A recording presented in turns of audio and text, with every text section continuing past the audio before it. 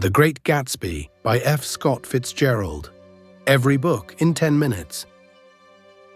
Every Saturday night in the summer of 1922, the biggest mansion on Long Island explodes with light and music. Hundreds of people come. Free champagne, live orchestra, movie stars on the lawn, and almost nobody at these parties has ever met the man throwing them. His name is J. Gatsby. And here is the secret of the whole book. The parties, the mansion, the fortune, all of it exists for one person. A woman who lives across the bay, behind a small green light at the end of her dock. Gatsby built an empire just to be seen by her. Fitzgerald published this book in 1925, and it flopped. He died believing he was forgotten. Today, The Great Gatsby is called the great American novel, and its question still stings. Can money buy back the past? Part 1. The Man Next Door. Our narrator is Nick Carraway, a young man from the Midwest who moves to New York to work in finance. He rents a tiny cottage squeezed between mansions. Nick is the watcher of this story, polite, careful, and slowly getting sick of everyone around him. Across the bay live his cousin Daisy and her husband Tom Buchanan. Old money, Tom is huge, arrogant, and openly cheating on Daisy with a mechanic's wife named Myrtle. Everyone knows, including Daisy. In this world, nobody says the true thing out loud. Between the mansions and the city lies a place the book calls the Valley of Ashes.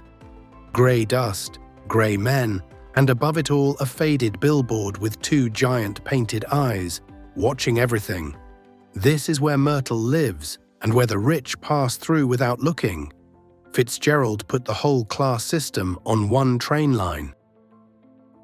Then one day, Nick gets an invitation from the neighbor nobody knows. At the party, he finally meets him. Gatsby turns out to be young, oddly formal, and strangely hopeful. He calls everyone old sport. He does not drink. He stands apart from his own parties, watching, waiting. Part 2.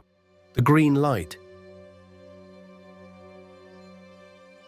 The truth comes out in pieces. 5 years ago, Gatsby was a broke young officer, and Daisy was the girl he loved. He went to war. She married Tom and his millions. Everything Gatsby has done since, the fortune, the mansion directly across from hers, has one purpose: to rewind time.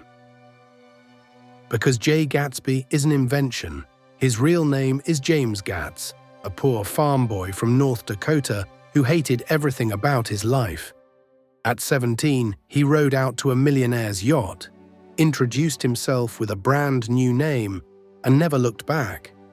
Gatsby did not just chase a dream, he built himself out of one. Gatsby asks Nick to invite Daisy to tea so they can accidentally meet. The scene is famous. Gatsby, a man who commands an empire, is so nervous he nearly knocks over a clock. And for a little while it works. Daisy is dazzled. The 5 lost years seem to melt. In the strangest moment of the book, Gatsby throws his imported silk shirts into the air, a rainbow of wealth, and Daisy buries her face in them and cries. She is not really crying about shirts. She is crying about everything money was supposed to fix, and did not. Part 3. The Crack. On the hottest day of the summer, it all breaks. In a hotel room in the city, Gatsby demands that Daisy tell Tom she never loved him, and Daisy cannot do it. Tom, calm and cruel, takes Gatsby apart. His money is from crime, his past is invented, his dream is fake. This is the real fight of the book, and it is not about love. It is new money against old money. Gatsby earned his fortune, illegally but himself. Tom inherited his. And Fitzgerald's bitter point is that in America, the old money club never lets you in, no matter how loud your parties are. Then comes the accident. Driving home, shaken, Daisy is at the wheel of Gatsby's yellow car when it hits and kills a woman on the road. The woman is Myrtle, Tom's mistress.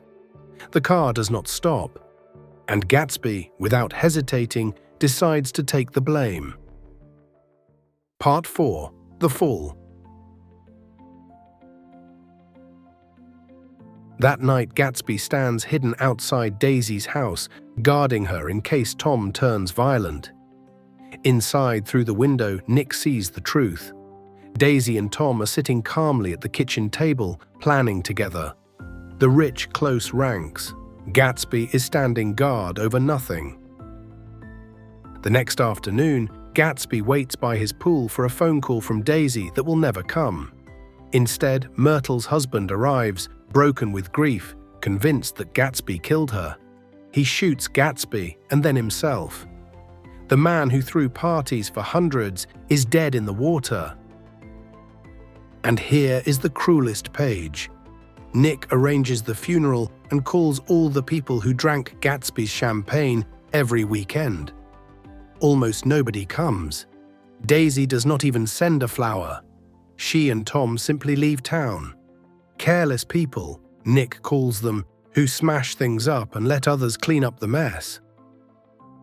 One person does come. Gatsby's old father, proud and broken, arrives from the Midwest. He shows Nick a worn notebook from his son's boyhood. A self-improvement schedule, exercise, study, save money, be better to parents. Gatsby was reaching for something greater long before he ever met Daisy.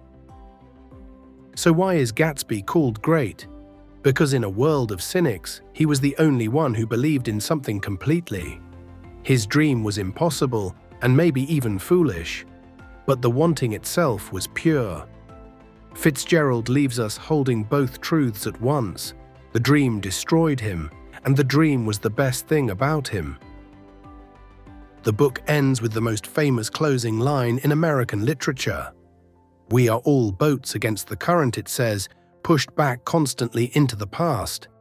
We keep reaching for the green light anyway. That is not just Gatsby. That is everyone who has ever wanted their yesterday back. Next time, a stormy night, a laboratory, and a young scientist who builds a living creature and then runs from it. The original monster story, and it is not about the monster at all. Frankenstein. Every book in 10 minutes.